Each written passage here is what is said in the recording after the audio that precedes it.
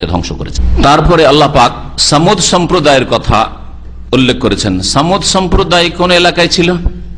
Saudi আরবের মধ্যে, বর্তমান সৌদি আরবের মধ্যে, যে এলাকাকে বর্তমান মাদায়েন সলে বলা হয় তাবুক জোনের মধ্যে, তাবুক জোন মিনতাকায়ে তাবুকে যে আল ওলা নামক শহর আছে ওর কাছেই মাদায়েন সলে বলা হয়।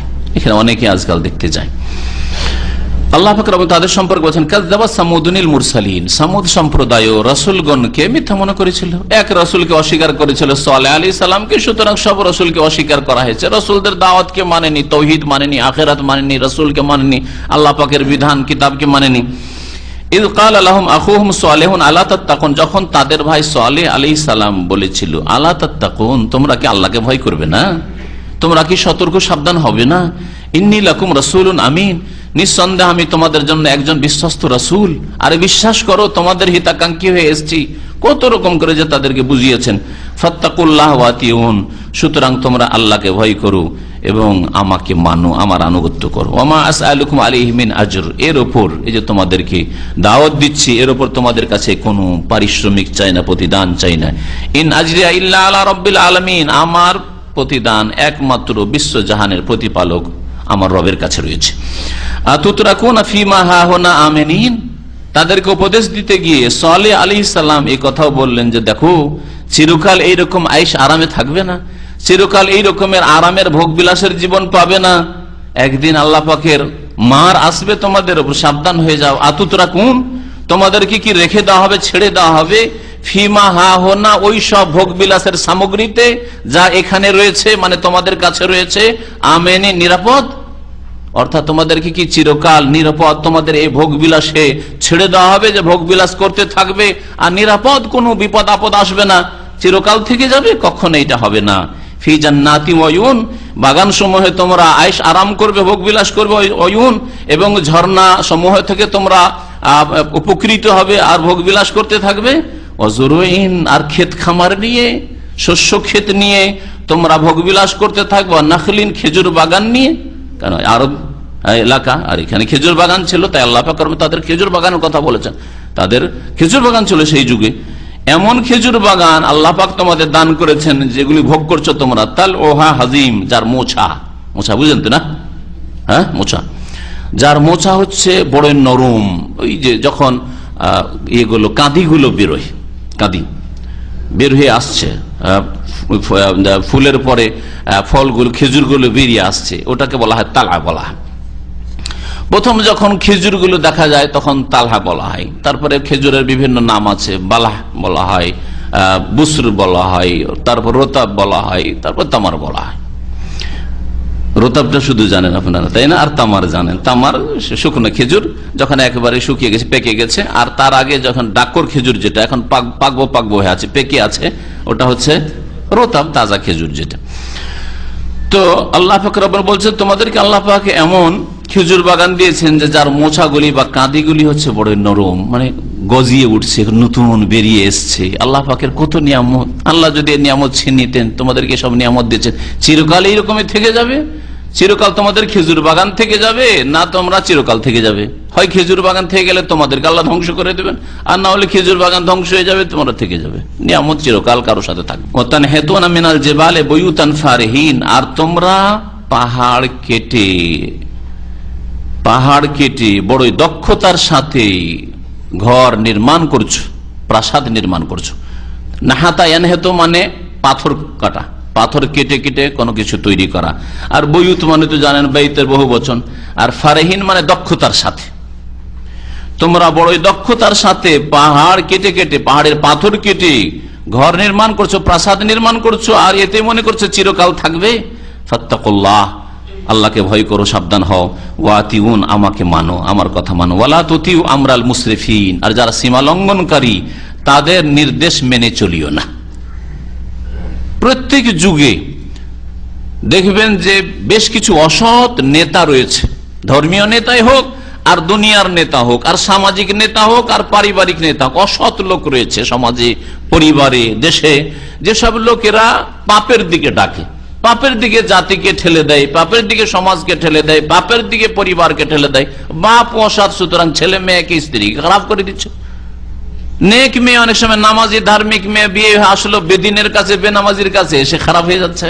হ্যাঁ, এখান থেকে পারিবারিক জীবন থেকে শুরু করেন। এই পরিবারের নেতা খারাপ, সেই জন্য বাড়ি খারাপ হয়ে গেল, ছেলে মেয়ে খারাপ, স্ত্রী খারাপ হয়ে গেল। সমাজের নেতা, গ্রামের নেতা খারাপ, মাতাব্বর খারাপ, সেই জন্য সমাজ খারাপ হয়ে গেল, বিপথে চালিত হয়ে গেল। এইভাবে এলাকা, অঞ্চল, দেশ, বিশ্ব সম্পর্কে বলতে পারেন। তো আল্লাহ পাক রব্বুল আলামিন সতর্ক করেছেন, এখানে সতর্ক করেছেন সামুদ সম্প্রদায়কে, সালেহ আলাইহিস সালাম, আর এই বাণী দিয়ে কিয়ামত পর্যন্ত প্রত্যেক জাতিকে সতর্ক করা হয়েছে। ওয়ালা তুতিউ আমরাল মুসরিফিন, যারা সীমালঙ্ঘনকারী, যারা বাড়াবাড়ি করে, যারা জুলম অত্যাচার করে, যারা পাপ করে, অন্যায় কাজ করে, তাদের নির্দেশ মানিও না, তাদের কথা মানিও না, তাদের পরামর্শ নিও না, তাদের দিক নির্দেশনা নিও না, তাদের শিক্ষা দীক্ষা নিও না।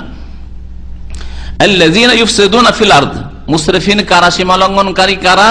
যারা পৃথিবীতে বিশৃঙ্খলা সৃষ্টি করে। ওয়ালা ইউসলিহুন, আর তারা সংস্কার করতে চায় না, তারা শান্তি প্রতিষ্ঠা করতে চায় না। মানুষের মাঝে শান্তি প্রতিষ্ঠা হোক, সুখে মানুষ চলাফেরা করুক, আর স্বাধীনভাবে আল্লাহ পাকের ইবাদত বন্দেগী করুক, আল্লাহ পাকের দিন সকল মানুষ মেনে চলুক, এই কথা তারা চায় না। বিশৃঙ্খলা সৃষ্টি করতে চায়, ফাসাদ সৃষ্টি করতে চায় ধর্মের ক্ষেত্রে, যা ধর্মীয় নেতারা, বিদাতি মোল্লা ফাসাদ সৃষ্টি করতে চায় ধর্মের ক্ষেত্রে, আকীদাকে নষ্ট করতে চায়, তৌহিদ নষ্ট করতে চায়, সুন্নাত থেকে বিদাতের দিকে নিয়ে যায়, তৌহিদ থেকে শিরকের দিকে নিয়ে যায়। আর পেট পূজারী নেতারা দিন থেকে বেদিনীর দিকে নিয়ে যায়, দিন থেকে গুমরা করে পেটের পূজারী বানিয়ে দেয়, যৌন খোদার পূজারী বানিয়ে দেয়। আল্লাহ পাক রব্বুল আলামিন এই জন্য সীমালঙ্ঘনকারী যারা, তাদের আনুগত্য করতে কঠোরভাবে নিষেধ করেছেন সালেহ আলাইহিস সালামের ভাষায়। আর সীমালঙ্ঘনকারী কারা? যারা বিশৃঙ্খলা সৃষ্টি করা, চরিত্র শান্তি প্রতিষ্ঠা করা তাদের কাজ নয়, কখনো শান্তি তারা চায় না। কালু, তখন এই জাতি, সামুদ জাতি বলেছিল সালেহ আলাইহিস সালামকে, ইন্নামা আনতা মিনাল মুসাহহারিন, তুমি তো জাদুগ্রস্ত গো, তুমি তো একমাত্র জাদুগ্রস্ত, এই জাদু লেগেছে তোমার উপর, সেই জন্য এইসব কথা বলছো। না, এইসব কথা তো এর আগে বলতে না, তোমার জাদু লেগে গেছে। মিথ্যুকেরা, মা আনতা ইল্লা বাশারুম মিসলুনা, তুমি তো আমাদের মতো একজন মানুষ। ফাতি বিআয়াত, কেন এই কথা এরা বলেছিল যে তুমি আমাদের মতো একজন মানুষ? এই কথা বলার উদ্দেশ্য ছিল এই যে তুমি যখন মানুষ আমাদের মতো, তুমি রসুল আবার করতে গেলে, তুমি আমাদের মতোই মানুষ, আমাদের মতো খাওয়া দাও, আমাদের মতো কথা বলো, আমাদের মতোই ঘুমা, আমাদের মতোই ক্লান্ত হও, আমাদের মতোই ঘর বাড়ি লাগে তোমার, হ্যাঁ, সুস্থ অসুস্থ সবকিছু হও, তাহলে তুমি আবার নবী রসুল করতে হইলে। তাহলে এইরকম কোরআনে কারিমে বহু কাফের জাতিদের ঘটনা আল্লাহ পাক বর্ণনা করেছেন, যারা নবী রসুলকে এই জন্য অস্বীকার করেছে যে নবী মানুষ, কেন নবী মানুষ হওয়া উচিত না, নবী মানুষ হইতে পারে না, মানুষের ঊর্ধ্বে হইতে হবে। আর মুসলিম সমাজের এক দল এই কাফেরদের অনুসরণ করেছে আর বলে থাকে যে নবী নূরে, নবী নূরের পয়দা, নবী মাটির পয়দা, মানুষ না, নবী নূর, নবী মানুষ কেন হবে? কারণ তাদের অন্তর মানতে চাই না যে নবী মানুষ হবে। আবার কি করে মানতে পারি? এই কথা মানতে পারি না। নবী নূর হইলে মানবো, নবী নূর হইলে মানবো, নবী মানুষ হইলে মানা যাবে না। নবী মানুষ হতে পারে না, সাদৃশ্যতা নেই।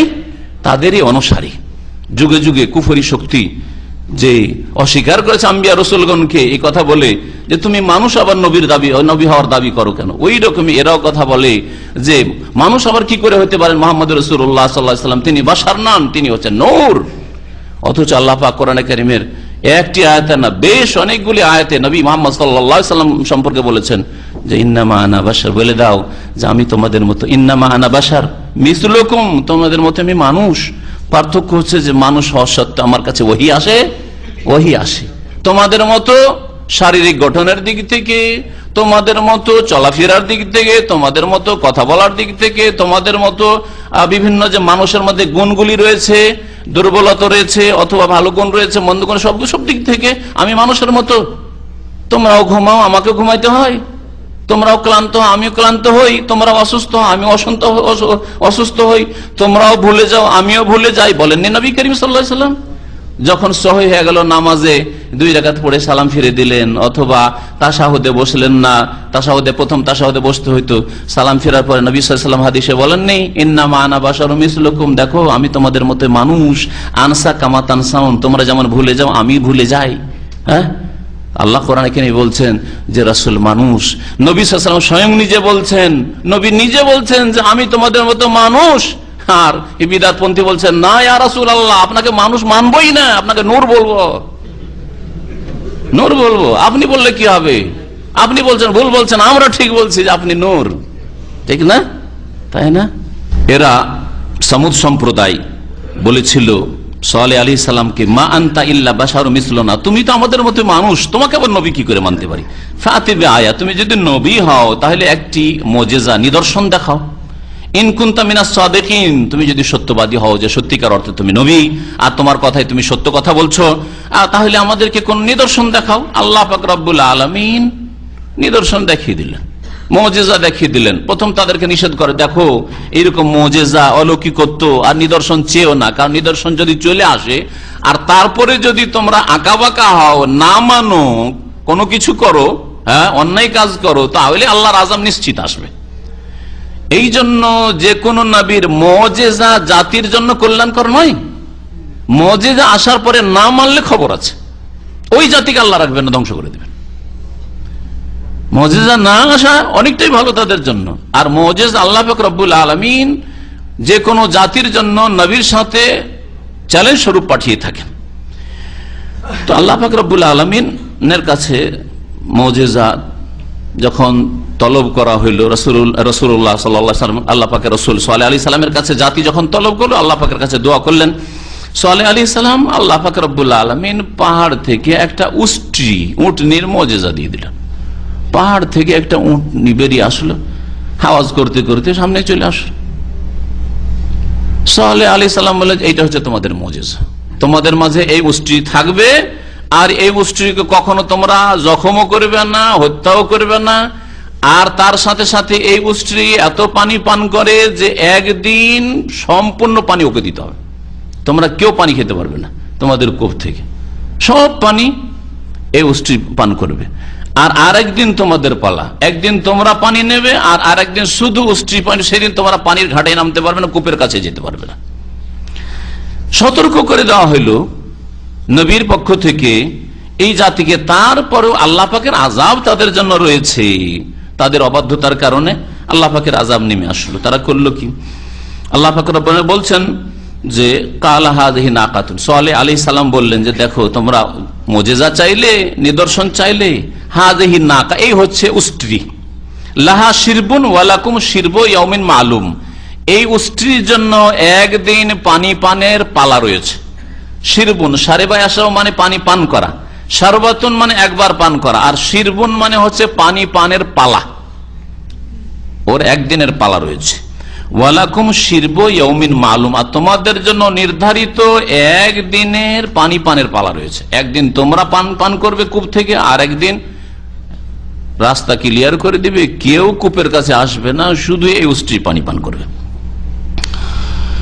ওয়ালা তামাসসুহা বিসু, আর এই উষ্ট্রিকে তোমরা কোন অনিষ্ট দ্বারা স্পর্শ করবে না, অসৎ উদ্দেশ্যে স্পর্শ করবে না, মানে একে আহত করবে না, নিহত করবে না, জখম করবে না, মারবে না একে। যদি এই কাজ করো ফায়াখুযাকুম আযাবু ইয়াউমিন আযীম, যদি এই কাজ করো যে উষ্ট্রিকে ক্ষয়ক্ষতি করলে, একে মেরে দিলে, তাহলে তোমাদের পাকড়াও করবে মহাদিবসের আযাব, কঠিন শাস্তি তোমাদেরকে ধরে ফেলবে, আল্লাহ ধ্বংস করে ফেলবেন। আল্লাহ পাক তারপরে ইরশাদ করেন ফাআকারুহা, কিন্তু এই বদ জাতি এই উষ্ট্রিকে হত্যা করে দিল। আকারা মানে হত্যা করা হয় না, আকারা মানে পা কেটে দেওয়া। আকারার শাব্দিক অর্থ হচ্ছে পা কেটে দেওয়া। তাফসীর কারগণ এই জন্য লিখেছেন যে এই জাতি প্রথম ওই উটের পা কেটে দিয়েছিল। পা যখন কেটে দিল, তো পা কেটে দিলে উট পড়ে যাবে, উট পড়ে গেল, তখন ওকে জবাই করে দিল। আল্লাহ পাক রব্বুল এই ঘটনা কোরআনে কারীমের বিভিন্ন আয়াতে, বিভিন্ন সূরায় উল্লেখ করেছে। তার মধ্যে আম্মা পারার একটি ছোট্ট সূরাতে রয়েছে, তাই না? এজিম বাস আশকাহা, চক্রান্ত করলো, পরামর্শ করলো, কে আছে এই উটটাকে মারতে পারবে। তাদের সবচেয়ে বদ যে ছিল, সেই বদ প্রকৃতির লোকটি দাঁড়ায়, আমি পারবো, এই কাজ আমি করব। এজিম বাস আশকাহা ফাকাল আলাহুম রাসূলুল্লাহ নাকাতাল্লাহ ওয়া সুকিয়াহা, আল্লাহর উষ্ট্রি কিন্তু নাকাতাল্লাহ, সাবধান সাবধান, আল্লাহর উষ্ট্রি থেকে, আল্লাহর উষ্ট্রিকে মারিও না। অসুকিয়াহা, আল্লাহর উষ্ট্রি যে পানি পানের এই পালা রয়েছে, তাতেও তোমরা বাড়াবাড়ি করিও না, সেই দিন তোমরা পানি নিও না। ফাকাল লাহুম রাসূলুল্লাহ নাকাতাল্লাহ ওয়া সুকিয়াহা ফাকাযাবুহু, তারা কি করেছিল? নবীকে মিথ্যা মনে করেছিল। ফাআকারুহা, এবং সেটাকে জবাই করে দিয়েছিল, হত্যা করে দিয়েছিল। ফাদামদামা আলাইহিম রাব্বুহুম বিযামবিহিম, তাদের গুনাহের কারণে আল্লাহ পাক তাদেরকে ধ্বংস করে দিয়েছিলেন, একেবারে নিশ্চিহ্ন করে দিয়েছিলেন। ফাসাওয়াহা, একেবারে নিশ্চিহ্ন করে দিয়েছিলেন। ওয়ালা ইয়াখাফু উকবা, আল্লাহ কোন জাতিকে ধ্বংস করে দিয়ে, কোন জাতির আযাব দিয়ে তার কুপরিণতি বলে কখনো ভয় আশঙ্কা করেন না। দুনিয়ার যে কোনো শক্তি হোক না কেন, কোনো কিছু করলে রিয়াকশনের ভয় থাকে, তাই না? যতই বড় শক্তিশালী শাসক হোক, তারপরও কোনো অপারেশন করলে অপারেশনের পরে নিজেরও ভয় আছে, আমারও অপারেশন কখনো না হয়ে যায়, তাই না? কিন্তু আল্লাহ পাকের ভয় নেই। আল্লাহ পাকের কথা বলছে ওয়ালা ইয়াখাফু উকবাহ, কারো ক্ষমতা নেই যে আল্লাহ পাক রব্বুল আলামিনের সামনে দাঁড়াবে আর কখনো প্রতিশোধ নেওয়ার চেষ্টা করবে বা কিছু করতে পারবে। আল্লাহ পাক এখানে ইরশাদ ফাআকারুহা, তারা সেটাকে হত্যা করে দিয়েছিল। ফাসবাহু নাদিমিন, অতঃপর তারা লজ্জিত, অনুতপ্ত হয়ে পড়েছিল। অনুতপ্ত কখন? অনুতপ্ত এই না যে তওবা করেছিল, যখন আল্লাহর আযাব চলে এসেছে আর উপায় নেই, আযাব দেখে নিয়েছে, ধ্বংস নিশ্চিত, তখন তারা অনুতপ্ত হয়েছে, যখন তওবার দরজা বন্ধ হয়ে গেছে। ফাআখাযাহুমুল আযাব, আল্লাহ পাক বলছেন যে তাদেরকে আল্লাহ পাকের আযাবে পাকড়াও করেছিল। ইন্না ফি যালিকা লাআয়াহ, নিঃসন্দেহে এতে রয়েছে বড় নিদর্শন। ওমা কানা আকসারুহুম মুমিনিন, কিন্তু অধিকাংশ লোক বিশ্বাস করেন না। এতে শুধু তাদের জন্য শিক্ষার বিষয়, তারা তো ধ্বংস হয়ে চলে গেছে, কিন্তু কিয়ামত পর্যন্ত যত মানুষ আসবে প্রত্যেকের জন্য এতে শিক্ষার বিষয় রয়েছে। অধিকাংশ মানুষ বিশ্বাসই করে না, অথচ এসব সত্য ঘটনা আর এসবের চিহ্ন মজুদ রয়েছে। এমন নয় যে সব উপন্যাস কাহিনী এমন যেগুলি হয়তো ঘটেনি, কাল্পনিক কথা না, কাল্পনিক কথা নয়, বাস্তব সত্য যেসবের নিদর্শন এখনো মজুদ রয়েছে। ওয়াইন্না রাব্বাকা লাহুয়াল আজিজুর রহিম, আর হে নবী মুহাম্মদ সাল্লাল্লাহু আলাইহি ওয়াসাল্লাম, তোমার প্রতিপালক নিঃসন্দেহে মহাপরাক্রান্ত আর পরম দয়ালু। আল্লাহ পাক রব্বুল আলামিন এই জাতিকে কি আযাব দিয়ে ধ্বংস করেছিলেন? সূরা হুদে আল্লাহ পাক ইরশাদ করেছেন, সূরা হুদ ছাড়াও অন্যান্য কয়েকটা সূরাতেও তাদের কথা বর্ণনা করা হয়েছে। কিভাবে ধ্বংস করেছিলেন? সাইহা, বিকট শব্দ, এমন একটা শব্দ হয়েছিল তাদের কানের পর্দা ফেটে গেছিল আর সবগুলি উপুড় হয়ে পড়েছিল। ফাসবাহু ফি দিয়ারিহিম জাসিমিন, নিজের নিজের বাড়িতে তারা মুখের ভরে তারা উপুড় হয়ে পড়েছিল। আল্লাহ পাক